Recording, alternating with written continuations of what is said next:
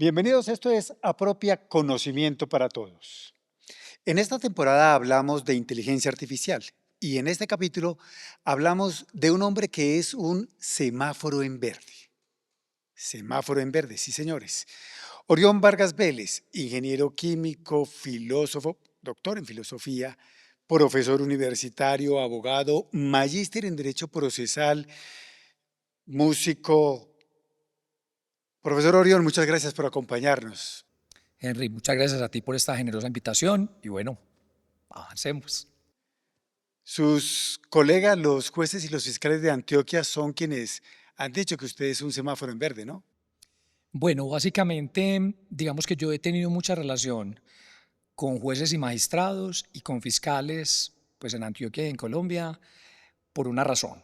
Porque en la Universidad de Medellín, la Facultad de Derecho y la Facultad de Ingenierías, digamos que desde la pandemia creamos un sistema experto propio de la inteligencia artificial y al que le pusimos por nombre juez inteligente, precisamente en honor a todos nuestros jueces. Y pues de alguna manera digamos que ese relacionamiento con esos funcionarios judiciales, digamos que me ha permitido seguir un camino casi que con un semáforo puesto en verde, porque precisamente han sido los jueces quienes me han ayudado como a trasegar ese camino con ese juez inteligente, con ese sistema experto que hemos denominado juez inteligente. Ya vamos a hablar enseguida del juez inteligente, pero antes déjeme entender qué tiene que ver la ingeniería química o la filosofía con el derecho y con la inteligencia artificial. Yo me matriculé cuando estaba pues más joven, me matriculé en Ingeniería Química en la Bolivariana y en Derecho en la Universidad de Antioquia. Y pasé a las dos carreras, pero mi padre era ingeniero químico. Y digamos que en la época nuestra, yo ya voy para los 60, uno se guiaba mucho por la carrera que el papá de uno hubiera realizado. Entonces, cuando mi papá era ingeniero químico, él me invitaba como a entender un poco de la química y así yo no entendiera nada, pues eso me permitió como tener un acercamiento a esa carrera más que al derecho. Y el derecho me gustaba porque tenía otros referentes, es decir, tenía tías que eran abogadas y pues de alguna manera me llamaba la atención. Entonces básicamente estudié ingeniería química muy por inercia, digamos que yo fui muy vago en el colegio, pues en la primaria, en el colegio, en la universidad, no me gustaba estudiar mucho, pero sabía que eso de alguna manera me iba a servir en el largo plazo, en el futuro, cuando estuviera con más años de edad, para estar un poco mejor parado, digamos que en el planeta. Eso de que no estudiaba, de que es muy vago, déjeme ponerlo respetuosamente un poco en duda, porque una persona tiene dos maestrías, que es profesor universitario, que se ha jugado en estos lides, algo tiene que tener. Mire, Henry, yo creo que cuando uno es joven, uno comete muchos errores, pero uno no renuncia a nada, y ese es mi caso. Y cuando uno ya es viejo, así como ya soy yo más o menos, pues digamos que no deja de cometer errores y comienza a renunciar a muchas cosas. Entonces, de alguna manera sí, ese ímpetu que tú mencionas es un ímpetu propio de esa edad cuando se está en los 17, 18, yo lo tenía, es decir, yo lo tenía y me gustaba siempre eso, es decir, me gustaba siempre como y si era muy vago, créanme que era muy vago, me daban muy duro las clases, me demoré más años haciendo las carreras que mis compañeros, pero precisamente eso es lo que yo te decía, o sea, yo no abandonaba eso, es decir, yo continuaba ahí, yo sabía que tenía que seguir, entonces por eso es que el tema del semáforo en verde es eso, es ante mis propias dificultades, por mi pereza, por mi vagancia, continuaba siempre, pero lo que sí tengo claro es la energía, o sea, yo tengo siempre buena disposición, buena energía, yo a nada le digo que no, a todo le digo que sí, ¿me entiendes? No soy perezoso. Era vago y era mal estudiante, pero no era perezoso. Es decir, yo me levantaba todos los días, hacía ejercicio, intentaba leer algo de la biblioteca de mi padre, así no me gustara. Entonces, claro, era, ¿me entiendes? Era como yo mismo trazarme ese camino para recorrerlo y tener la esperanza de que al recorrerlo, en el futuro iba a tener como algo ya cosechado. ¿Y en qué momento la academia se vuelve un asunto importante, dijéramos, determinante en su vida? Bueno, mire, yo creo que todo el mundo encuentra su camino a los 30 años y tiene claro qué es lo que quiere hacer en la vida. Yo realmente lo encontré más o menos a los 45. Y es muy raro, Henry, porque mira, lo encontré en la Universidad de Medellín. Es decir, lo encontré aquí, donde menos pensé que lo iba a encontrar. Créeme que yo fui gerente de 3 compañías, trabajé en las empresas públicas de Medellín, estuve a cargo del sistema de acueducto de la ciudad, trabajé en la dirección de control interno, hice muchas cosas, pero realmente yo creo que mi vocación la encontré en la universidad. Es decir, yo no era ningún académico, como te digo, era muy vago, pero no sé por qué aquí en la universidad encontré como mi alegría, pues. Entonces, fue difícil porque pues yo nunca había sido profesor, ¿no es cierto? Entonces, pero entré y al igual que todos me formé y ya llevo 14 años aquí. Y la verdad, pues me encanta ser profesor, me gusta mucho, pues me entendés, me parece muy bacano. Yo creo que el conocimiento cuando se entrega con amor es algo muy placentero, ¿me entendés? Entonces, realmente sí, yo encontré mi vocación, luego de haber ocupado muchos cargos, la encontré siendo profesor. Bueno, realmente yo estudié Derecho ya viejo, cuando tenía como 45 años, y un día participé en un concurso, cuando estaba en tercer año de Derecho, participé en un concurso internacional de Derecho Comercial, y yo estudié música desde chiquito. Estudié producción musical en Los Ángeles. Entonces, digamos que en el tema de la música, yo soy una persona más reconocida que como ingeniero y como abogado. Es decir, yo tuve banda en los 80s, yo tuve contacto con las disqueras, como te dije, estudié producción. Entonces, el tema de la música es mi tema favorito y el tema de la producción musical es mi tema favorito. Entonces, de alguna manera, me presenté a ese concurso y presenté una ponencia que tenía que ver con el sampling. El sampling es cuando tú agarras un fragmento menor de un segundo de una canción y coges muchísimos de ellos y los organizas y haces una canción nueva. Entonces eso era un tema que tenía que ver con propiedad intelectual, derechos de autor específicamente, y eso no estaba tan regulado en Colombia. Entonces yo, siendo estudiante de tercer año, propuse una regulación para el sampling con una conferencia y hice una ponencia en la que mostraba cómo a través de tecnología se podían retasear segunditos de canciones y armar una nueva canción. Entonces me gané eso, imagínate. Y al ganarme eso, entonces me gané pues una platica, unos libros, y me gané un posgrado aquí en la Universidad de Medellín. Y en ese entonces solo había una maestría en la Medellín, que era la maestría de Derecho Procesal. Entonces elegí esa maestría y digamos que mis compañeros de la maestría, como yo era ingeniero, me vincularon en un proyecto que tenía que ver con derecho, pero también con teoría de la probabilidad. Y ahí comenzó mi historia, y ahí comenzó la historia de Juez Inteligente de alguna manera. Entonces hice la maestría y luego de que terminé la maestría me gradué y me ofrecieron quedarme. Me dijeron, hombre, muy bueno si usted se queda en el grupo de investigación porque pues usted es ingeniero y es abogado, ya así me había graduado, y a nosotros nos interesa tener como ese perfil. Bueno, resulta que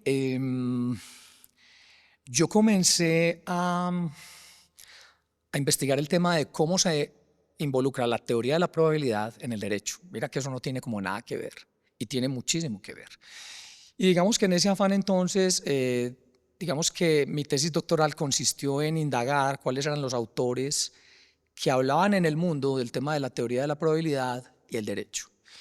Y lo que hice, Henry, fue traducir 4 obras fundamentales que se escribieron en el mundo, 3 de ellas de un autor de la Universidad de Oxford, Jonathan Cohen, y una de ellas de David Hume de los Estados Unidos. 2 obras cruciales, monumentales, fantásticas. Y lo que hice, Henry, fue traducir esas obras por mi cuenta y publicarlas por mi cuenta. Pero más que traducirlas y publicarlas, fue comprenderlas.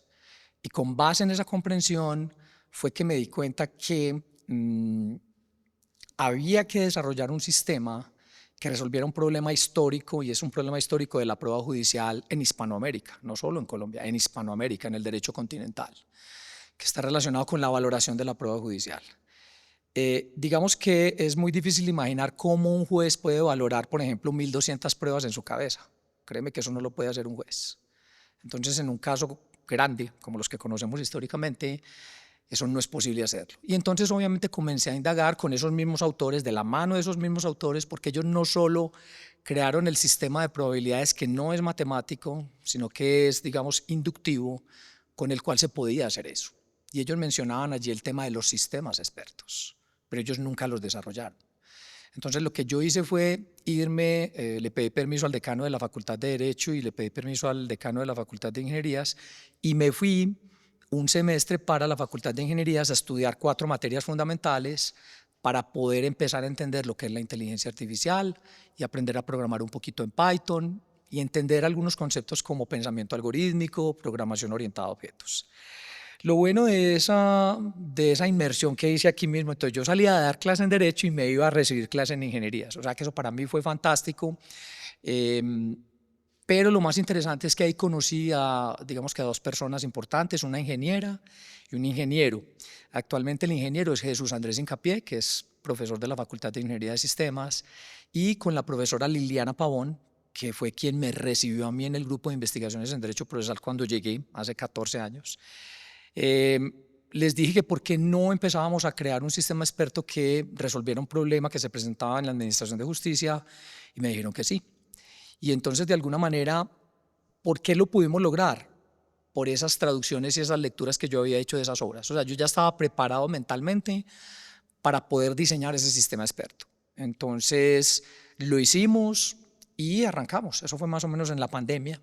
Justo en la pandemia fue que salió el software. Y desde ese momento hasta hoy, Henry, lo que yo he hecho es ser la llama ardiente de ese juez inteligente, ¿cierto? Es decir, que me encargo de expandirlo en cada congreso que voy, en cada conferencia que voy, en cada conferencia en cada intervención que hago. Y la verdad, hoy en día, digamos que eso no solo ha posicionado a la Facultad de Derecho y a la Facultad de Ingeniería de Sistemas, sino a la Universidad de Medellín. Eso además tiene la bondad de juntar dos unidades académicas, que es una cosa que no es muy frecuente, que uno cree que debería de ser orgánicamente más fácil y más frecuente, pero no lo es. Precisamente nuestros estudiantes de pregrado en cuarto año de Derecho estudian razonamiento probatorio con el juez inteligente. Entonces, cuando sean fiscales y jueces, van a estar preparados perfectamente para tener pensamiento crítico y van a estar mejor preparados que cualquier estudiante de cualquier facultad de Derecho de cualquier universidad. ¿Por qué? Por una sencilla razón, Henry. Porque no se enseña eso en las facultades de Derecho. Entonces nosotros ahí encontramos algo poderoso. De hecho, nuestros posgrados también ya nos están diciendo, venga, enseñe por favor eso aquí también en el posgrado. Entonces lo enseñamos en especialización, en maestría y en doctorado. Digamos que esa es una inteligencia artificial muy básica.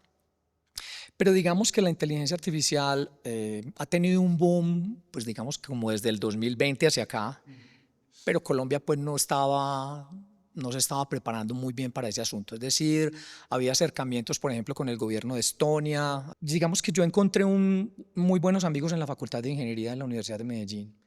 Es decir, son personas demasiado inteligentes. Acuérdate que yo soy muy ignorante, pero yo tengo el impulso, ¿me entiendes? Entonces lo bonito fue que esos ingenieros me decían, vea, usted es muy bruto, pero usted tiene muy buena energía y usted lo que quiere hacer lo consigue. Entonces, créeme que nos mezclamos personas como muy compatibles, cada uno en lo suyo. Entonces yo respeto profundamente a estos ingenieros de la Facultad de Ingenierías y ellos también me respetan a mí. Es decir, cada uno tenemos un respeto por el otro porque sabemos que cada uno podemos movernos en ámbitos diferentes haciendo que las cosas funcionen.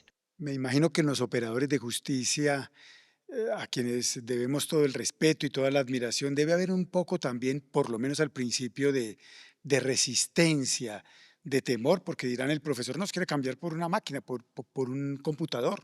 Lo que pasa es que la gente no entiende que, por ejemplo, tu teléfono celular es un teléfono inteligente, ¿me entiendes?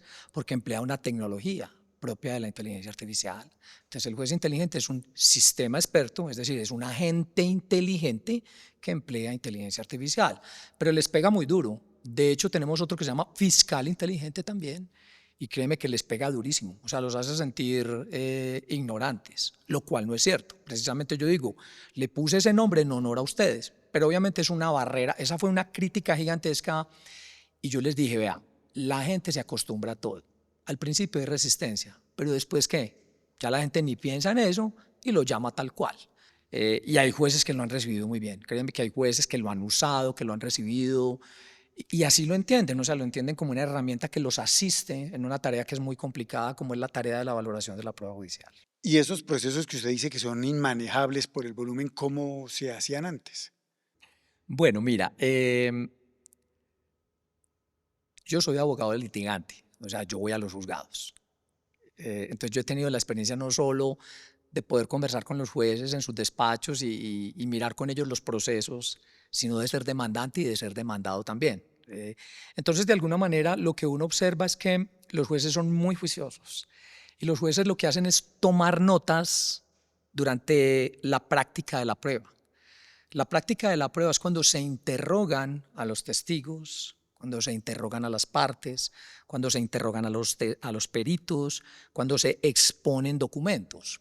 Entonces los jueces ordenadamente, con cada testigo, como ellos conocen sobre qué hechos va a hablar un testigo, ellos van tomando notas de cómo respondió el testigo, de si esto lo respondió bien, si no se contradijo, si fue objetivo, si sus sentidos percibían bien lo que está diciendo. Ellos toman notas de eso.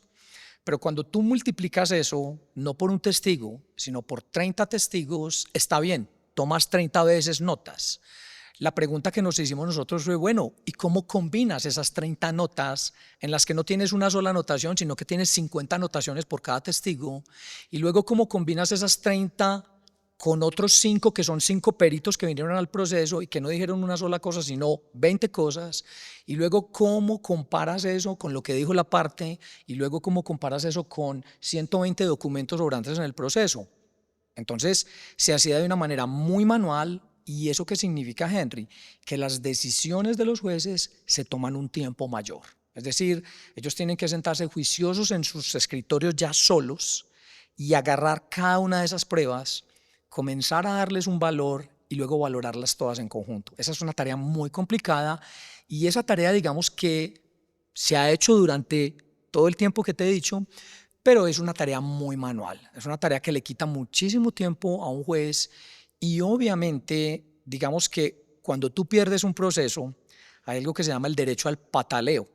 Y el derecho al pataleo es llore y diga que el juez no valoró correctamente para que el de segunda instancia vuelva y le revise todas esas 500 pruebas, se tome otro año más, otros 2 años más y vuelva a perder o a ganar. No sé si me entiendes. Entonces, de alguna manera eso ralentiza la justicia, la administración de justicia. Entonces, nuestro sistema lo que hace es cambiar la forma de trabajo de nuestros jueces. Los jueces hacen todo un trabajo previo de asignar unos valores en el sistema, en el software, y luego simplemente en la práctica de la prueba, ellos lo único que hacen es poner en el software si le creyeron o no le creyeron, o le creyeron más o menos al testigo, a la parte o al perito y a los documentos, a todas las pruebas que se practicaron, y presionan un botón y en una milésima de segundo el sistema puede calcular una y todas las pruebas que quieras en conjunto y te entrega un resultado, lo cual hace que ese momento judicial, que puede tomarse una semana, un mes, 6 meses, un año, se reduzca a una milésima de segundo. Eso es como el logro del juez inteligente. Profesor, déjeme decirle esto. En un país como el nuestro, en una cultura como la nuestra, eso también es vulnerable a los ataques, a la posibilidad de los hackers y demás, ¿o no? Bueno, lo bonito es que el sistema no está conectado, por ejemplo, a la nube. Entonces, los datos del sistema están en el computador del juez. Cada uno tiene el mismo software, pero cada uno lleva sus casos, los pone con sus consecutivos, es decir, los identifica como está haciéndose ahora en este momento. O sea, no hemos cambiado nada. Lo único que hemos hecho es entregarle una herramienta muy poderosa de pensamiento a nuestros jueces, pero no solo a los jueces, Henry. ¿Cuál es la idea que tenemos nosotros? Mira, como el software es gratis, entonces el demandante puede descargar el software. El demandado también lo puede descargar y el juez lo tiene. Entonces, ¿qué es lo que estamos proponiendo nosotros? El juez le envía el archivo de toda la valoración que él hizo a las 2 partes. Entonces, las partes van a tener una total transparencia de qué fue lo que el juez hizo con cada una de las pruebas. Eso es crucial. Eso nadie te lo ha dicho nunca. Nunca nos dicen, mire, de acuerdo a la práctica de la prueba, el valor probatorio que el juez le dio a este perito fue este en relación con este hecho, pero fue este en relación con este hecho, es algo muy difícil de hacerlo. Entonces, el sistema lo que hace es darle muchísima más transparencia a ese proceso de pensamiento del juez. ¿Por qué? Porque queda todo escrito en el software. Y luego el software tiene la ventaja de que le haces clic y te imprime todo un reporte en Word que le dice a las partes en detalle total qué hizo el juez con cada hecho, con cada prueba. Entonces las partes ya no van a decir como dicen hoy en día, no, el juez no entendió nada y me valoró mal, revísenme todo. No, señor, dígame de las 500 pruebas, ¿Cuáles fueron las 250 que no le gustaron? Pero no solo que no le gustaron, sino que no le gustó de las mismas. La credibilidad que el juez le asignó. Entonces revisemos la audiencia de esa prueba. No sé si me entiendes, es una manera en que de alguna manera, de alguna manera lo que se hace es cambiar la metodología de trabajo que hemos traído durante mucho tiempo, pero eso cuesta dolor y cuesta tiempo. Por eso nosotros no tenemos afán con eso, Henry. Mira, lo que estamos haciendo en la Universidad de Medellín es, si nosotros a nuestros estudiantes en cuarto año de Derecho les enseñamos a usar juez inteligente, es decir, pensamiento crítico y razonamiento probatorio, cuando ellos sean jueces, abogados o fiscales, van a pensar muy distinto a todos. A nosotros no nos interesa ir a la rama judicial a convencerlos de que tenemos una muy buena herramienta de pensamiento. No, no nos interesa. Sin embargo, nos han llamado. Es decir, nos dicen, venga, muéstrenos qué es eso, cómo funciona. Entonces, ¿me entiendes? Eso es muy chévere porque nos permite vincularnos como con la rama judicial. Otro asunto es en un país como el nuestro, donde todo lo pretendemos resolver con leyes. No hay alguien que diga, no, eso no se puede porque no hay una ley que lo habilite y eso no se debería usar. No, nadie puede decir que no se puede utilizar. Y esa es la razón, Henry, por la cual es gratuita. Por ejemplo, ningún juez dice que usa Excel para sus procesos, ¿o sí? ¿Cierto que no? Ninguno. Ningún médico dice, yo uso Excel para mis diagnósticos algorítmicos de signos y síntomas. No, ninguno. Todos usan Excel, todos usan Word. ¿Me entiendes? El juez inteligente es una herramienta simplemente que si tú quieres, la usas o no la usas. Y de hecho a nosotros no nos interesa mucho que la gente diga, es que yo usé el juez inteligente. No, no tiene que decirlo, tranquilo. Usted tiene una calculadora probatoria que le permite hacer las operaciones de manera exacta. Úsela si quiere, si no la quiere usar, no la use. No tiene que decirlo, porque es como si estuviéramos usando un Excel o cualquier otra cosa. Y esa no es nuestra pretensión. Créeme que a nosotros en la Universidad de Medellín, y eso viene desde la Vicerrectoría de Ciencia y Tecnología, no nos interesa, por ejemplo, cobrar el software. ¿Por qué lo entregamos gratuito? Porque es que nuestro negocio no es el software, Henry. Nuestro negocio es el conocimiento. Y cuando el conocimiento se entrega bien, entonces de alguna manera tiene un peligro y es que la gente no lo valora. Cuando tú le cobras a un cliente 15 millones de pesos por una consulta, dice que tú eres el mejor abogado, así seas el más malo del planeta, ¿cierto? Pero cuando no le cobras sino 1.000 pesos o 2.000 o un salario mínimo, dice, ese abogado regularcito, y puede que seas el mejor abogado. Entonces, claro, muchas personas puede que digan, no, pues es que si eso es gratis, eso no sirve. No hay ningún problema. Nosotros lo hicimos específicamente para nuestros estudiantes. A nosotros no nos interesa convencer a nadie de eso, Henry. Nosotros estamos convencidos. Y como nuestros estudiantes están aquí, nosotros les estamos entregando una herramienta de pensamiento valiosísima. Nosotros estamos sembrando la semilla en el pregrado. A nosotros no nos interesa ir a convencer a nadie. No obstante, ya tenemos propuestas muy serias de parte, por ejemplo, de Estonia, de parte de Tecnova, de parte de otros actores en Estados Unidos, que ya han visto el software con muy buenos ojos y lo quieren llevar a otro nivel. Es decir, ya sí lo vamos a hacer, pero mucho más violento, con inteligencia artificial más fuerte, es decir, con modelos de lenguaje grande, con machine learning, con otras cositas. ¿Usted sigue investigando y sigue, dijéramos, atento a la inteligencia artificial o ya es un tema chuleado? Bueno, créeme que ahora, digamos que me encarreté mucho con el tema de la inteligencia artificial, pero primero porque yo quería aprender, porque quería aprender y me gusta aprender. Cada día aprendo un poquito más.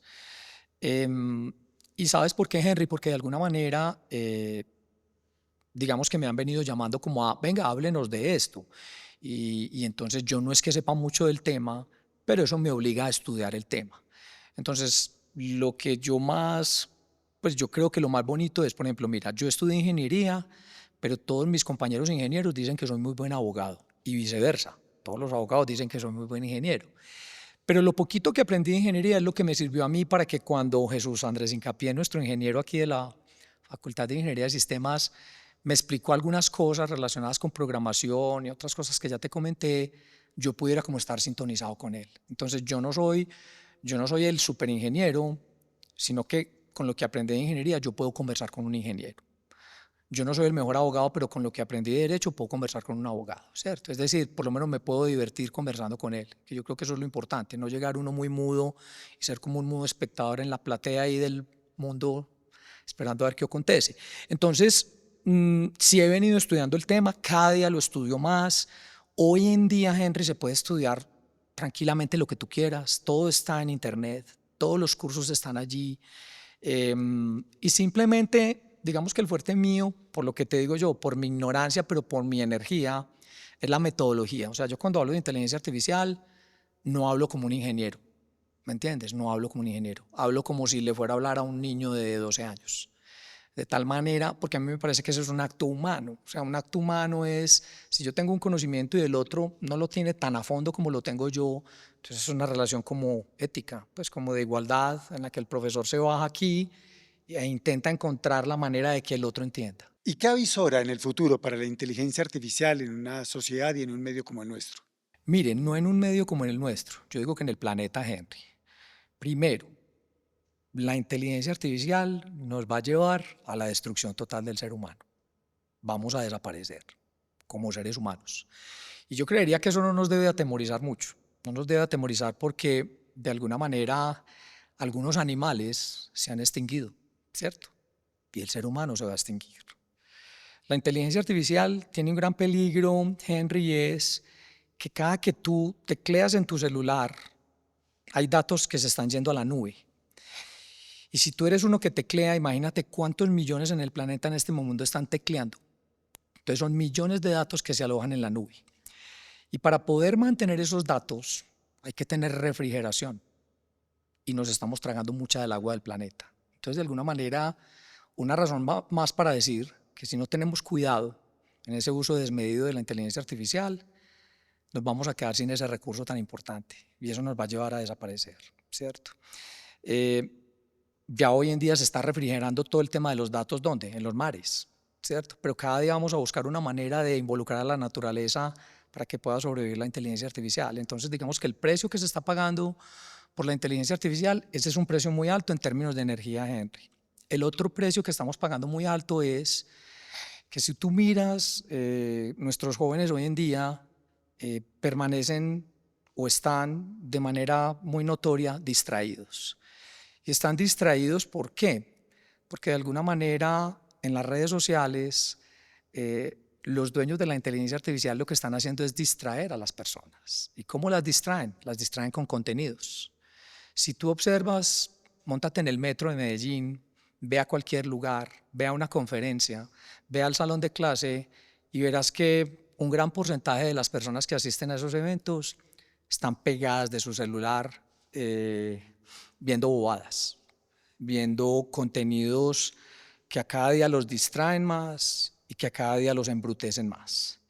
Y cuando hablamos de poder, pues yo digo que la herramienta del poder lo que logra es precisamente eso, distraerte, para que no pienses, para que no tengas pensamiento crítico. ¿Qué estamos haciendo en la Universidad de Medellín? Y lo estamos pensando desde las directivas. Tenemos un grupo fuerte de profesores de todas las áreas de conocimiento. Tenemos profesores de ingeniería, de comunicación, de administración, de mercadeo, de derecho. Y digamos que la alta dirección está pensando en que vamos a, es decir, que nuestras carreras, los microcurrículos de nuestras carreras y las materias que estamos dictando, de alguna manera se tienen que volcar a la inteligencia artificial. Pero la idea que queremos es entregarle a nuestros estudiantes mucho pensamiento crítico. Es decir, vamos a usar la inteligencia artificial, tanto los profesores como los estudiantes, pero vamos a enseñarle a nuestros estudiantes pensamiento crítico, trabajo en equipo, compasión. Es decir, la inteligencia artificial es la oportunidad para la Universidad de Medellín de volvernos aún más humanos, de que podamos entender que las máquinas son máquinas, pero no son humanos y que nosotros no somos máquinas.